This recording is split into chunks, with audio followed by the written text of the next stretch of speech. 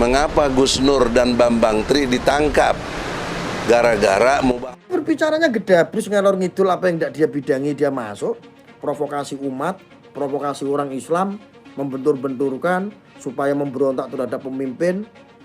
Coba bayangin deh, Sugi Nur, orang seperti Sugi Nur mampu memprovokasi jutaan orang. Tiada hari tanpa menyengsarakan rakyatnya, tiada hari tanpa menyusahkan rakyatnya, pasti itu. Orang-orang seperti Mbak Mukmin, Ompong, seperti si Egi, seperti si Sugi, ya, seperti si Bambang Tri, lah kan nggak penting. Terlepas dari itu, rezim ini bohong, itu intinya. Rezim ini pembohong. Kabarnya Sugi Nur ini sudah ditetapkan oleh kepolisian menjadi tersangka atas dugaan penghinaan laki yang pernah mencap dan menghujat pemerintah Pak Jokowi, dibilang katanya rezim kafir. Hello Sugi Nur, kau selalu udah paling baik dan benar, kau cuma Ustadz Karbitan saja ya. Presidennya pembohong, pejabatnya pembohong, menterinya pembohong, polisinya pembohong, Komnas HAM-nya pembohong. Tragus kapan kue bongkok? Ya, semua pembohong. KPU-nya pembohong, Bawaslu-nya pembohong. apa Gus Nur dan Bambang Tri ditangkap gara-gara mubahalah ini? Mengapa? berbicaranya gedablus ngalor ngidul, apa yang tidak dia bidangi dia masuk, provokasi umat, provokasi orang Islam, membentur-benturkan supaya memberontak terhadap pemimpin. Coba bayangin deh, Itu persoalan serius. Nggak mungkin ditangkap kalau tidak ada event-event atau kasus sebelumnya, atau ada hal-hal yang membuat itu harus ditangkap. Isi ceramahnya nggak bisa dipertanggungjawabkan karena tidak sesuai dengan ajaran agama Islam yang baik dan benar, ya. Kenapa ada langkah itu ditangkap? Karena ada ungkapan atau tuduhan atau tapi bahasanya apa? Dulam dalim, bapaknya ora tau didalimi, ibune ora tau didalimi, dapuran dene ora tau didalimi. Ketika dia masuk bui di penjara, ya karena bermasalah cocote. gugatan kita ke pengadilan negeri tentang ijazah palsu. Anda punya perintah nggak dianggap. Jembatan provokasinya itu lewat Sugi Nur. Terus akhirnya sampai ke si Novel Ompong ya, Novel Ompong sampai ke si Babi Aldo. Akhirnya mereka kelompok-kelompok barisan sakit hati ini bergerombol melakukan aksi-aksi memprovokasi masyarakat, memframing seolah-olah tentang ijazah palsu Jokowi ini betul. Langsung main ditangkap saja. Bahkan dibohong-bohongi, diiming-iming, tidak akan ditangkap, taunya ditangkap. Jadi saya kasih apresiasi terhadap Polri, Pak. Terima kasih, Pak. Untuk bapak-bapak kepolisian yang menangani kasusnya Sugi, kita apresiasi. Nah, ini satu kebohongan yang tidak presisi ya di dalam konteks sebagai itu yang kesaksiannya Mahmud Nurwindu. Siapa itu? Mahmud Nurwindu itu yang mengaku menjadi teman sekelasnya Jokowi sejak kelas 1 sampai kelas 3 SMA, selalu sebangku. Oke, Mahmud. Berbicaranya gedablus ngalor ngidul, apa yang tidak dia bidangi dia masuk, provokasi umat, provokasi orang Islam, membentur-benturkan supaya memberontak terhadap pemimpin. Coba bayangin deh, Sugi Nur, orang seperti Sugi Nur mampu memprovokasi jutaan orang. Jutaan orang menduplikasikan hal yang sama. Contoh, nonton nih YouTube-nya Sugi yang memprovokasi. Saya seorang bapak, punya istri, punya anak. Nanti akhirnya apa? Cerita sama istrinya. Itu sudah duplikasi kejahatan. Lah kalau orang Indonesia diduplikasi terus pemberontakan hal yang seperti itu. Secara pikirannya itu sudah umum ketika dengar omongannya Sugi, terduplikasi itu kebencian terhadap seorang pemimpin. 60% aja pembenci terhadap pemerintah ini jadi. Pemberontakan terjadi. Ini yang diharapkan oleh orang-orang HTI. Kenapa? Impian mereka adalah ingin membangun negara daulah, negara Islamiyah. Waduh, ngimpi. Oh, saya itu ya orang Islam. Islam sih enggak ya, terlalu sempurna lah. Muslim. Saya itu orang Muslim. Nah, dia itu kan cita-citanya hanya untuk merealisasikan itu. Lah yang membayar mereka itu siapa? Ya orang HTI, wong HTI itu dananya besar. Tak kasih tahu. Loh, sumbangan HTI itu besar dari mancanegara. Amerika itu nyumbang tuh HTI. Nah, yang membuat ya HTI itu ya orang-orang sana, orang-orang barat. Hati-hati. Ya, bodoh-bodohnya orang Indonesia saja percaya dengan kelompok-kelompok Sugi. Jadi, politik yang dilakukan oleh Sugi dan kawan-kawan itu memang dengan agama. Makanya pemerintah itu harus pintar. Polisi itu harus pintar. Dan polisi harus tajam. Ini seumpama saja ini masyarakat biar tahu. Seumpama para penjahat-penjahat ini, mereka kan sangat paham delik hukum nih, orang jahat-jahat mereka itu, kelompok-kelompok mereka pun punya orang-orang ahli hukum, ada pengacaranya. Seandainya mereka tidak ada kesalahan secara delik hukum, polisi harus pinter. Yang penting apa? Intinya harus dibidik orang-orang seperti itu. Zaman sekarang harus begitu, polisi harus mencari kesalahan mereka. Supaya apa? Bisa untuk menjerat mereka, menangkap mereka, dihukum. Harus bisa, Polri harus bisa seperti itu. Pemerintah pun harus bisa seperti itu. Ya memang itu lebih manusiawi lah. Itu lebih manusiawi ketimbang dulu zaman Orde Baru. Orang-orang kayak Sugi, orang-orang kayak Bambang Tri di zaman Orde Baru, ya kepalanya sudah hilang.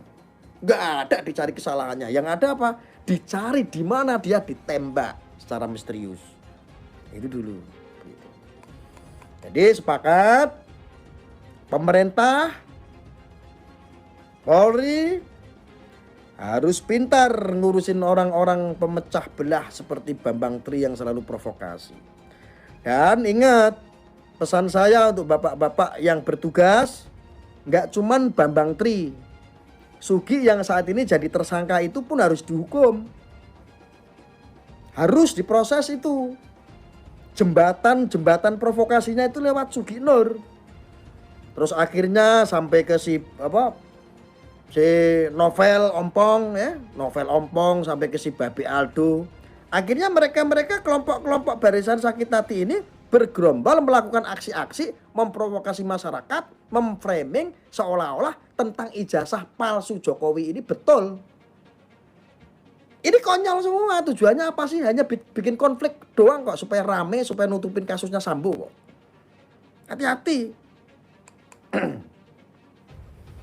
Tujuan mereka itu hanya untuk nutupin kasusnya Sambo, nutupin kasusnya siapa lagi tuh? Kanjuruhan yang kemarin ada ratusan yang meninggal itu. Hati-hati. Pemerintah Polri harus pintar.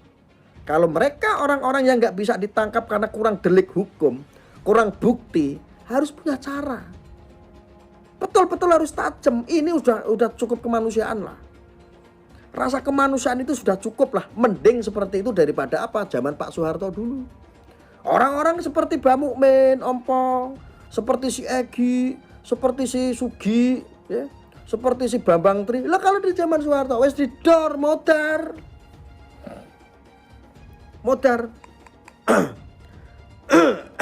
Saya sepakat itu.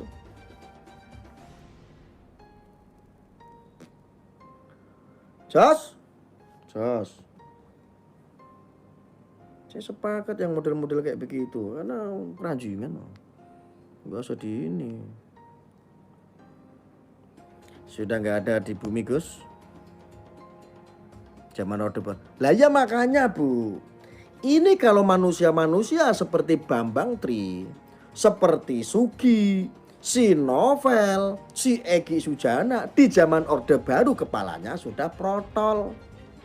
Tembak dor.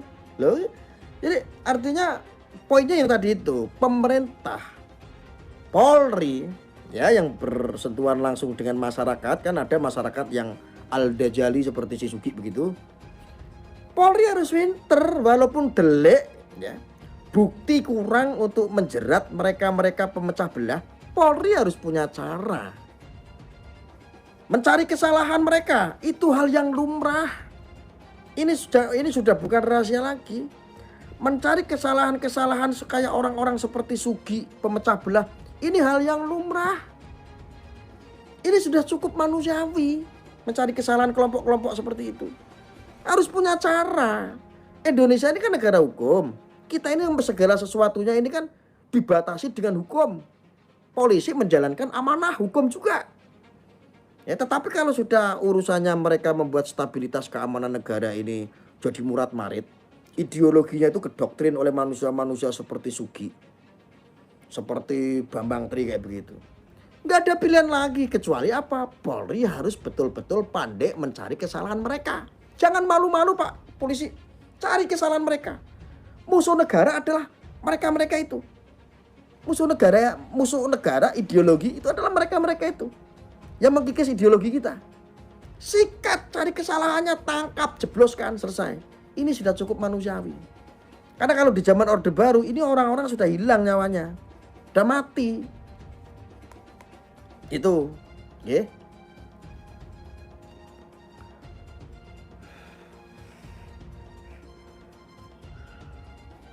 Teriak, provokasi sana sini, kalau udah ketangkep nangis. Usumid Dajjal Gus sekarang banyak tukang fitnah ya.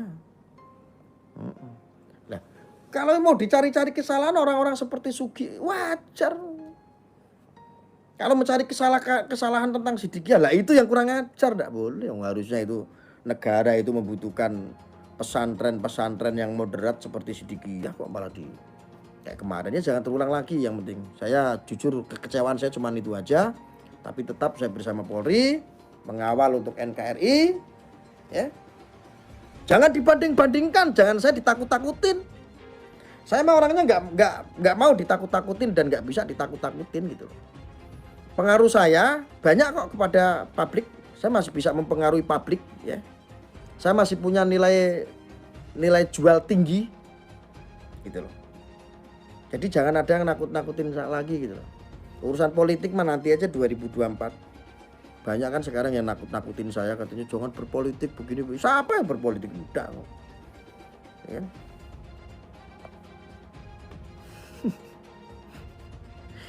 Oh, ngedabrus ya rasa terlalu serius.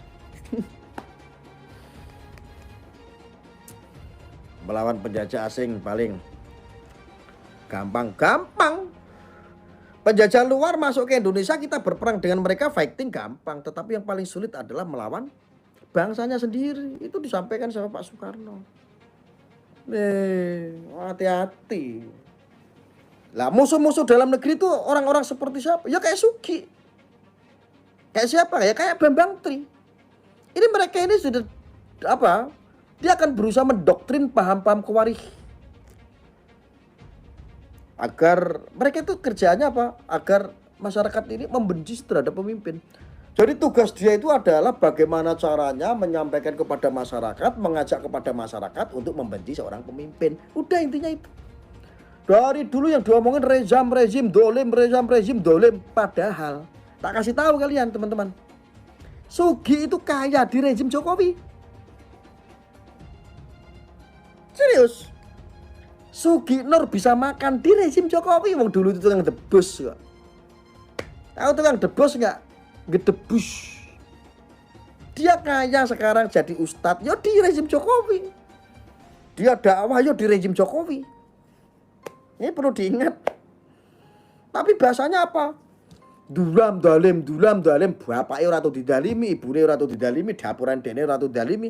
Ketika dia masuk bui di penjara, ya karena bermasalah cocote.